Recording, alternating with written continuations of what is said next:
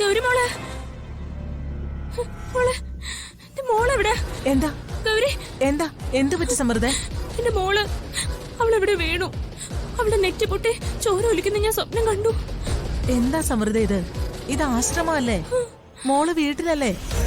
ഒരു സ്വപ്നം കണ്ടെന്ന് കരുതി ഇങ്ങനെ നിലവിളിക്കണോ? എന്റെ മോക്ക് എന്തോ പറ്റിയിട്ടുണ്ട്. എനിക്ക് അവളെ ഒന്ന് കാണണം. ഗൂഗിൾ ഇവിടെ ഒന്ന് വിളിക്ക്. സമൃദ്ധ ഇങ്ങനെ വെപ്രാളപ്പെടാതെ നമുക്ക് സമാധാനം ഉണ്ടാക്കാം.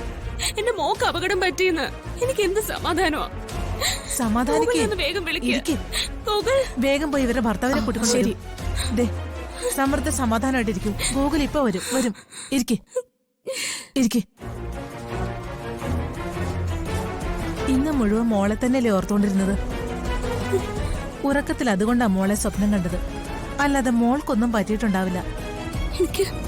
എനിക്കറിയാം. എന്റെ മോളുടെ മനസ്സൊന്ന് നൊന്താ, അവളുടെ ഉള്ളിലൊരു കരച്ചിൽ വന്നാ അതെനിക്ക് അറിയാൻ പറ്റും. അവൾക്ക് ശരിക്കും എന്തോ പറ്റിയിട്ടുണ്ട്. എന്റെ മോള്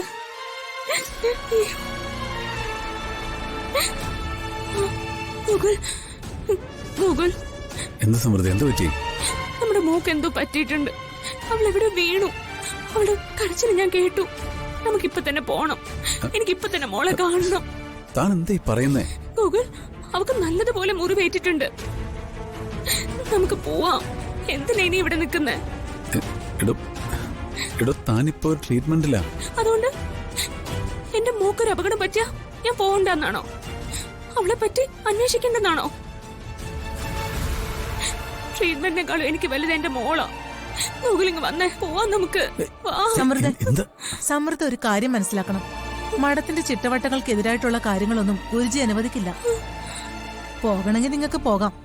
പിന്നെ ട്രീറ്റ്മെന്റ് തുടരാൻ കഴിയില്ല. ഇങ്ങനെയുള്ളവരെ പിന്നെ ഗുരുജി ഒരു കാരണവശാലും നോക്കില്ല. ക്ഷമിക്കണം, ഞാൻ ഇയാളെ പറഞ്ഞ് മനസ്സിലാക്കിക്കോളാം. എടോ, നമുക്ക് അന്വേഷിക്കാം, വേണ്ടത് ചെയ്യാം. ആദ്യം താനും സമാധാനപ്പെട്. ഓക്കെ, എന്തെങ്കിലും പറ്റിയിട്ട് ഞാനിവിടെ സമാധാനമായിട്ട് ഇരിക്കുമെന്നാണോ ഗൂഗിൾ വിചാരിച്ചത്?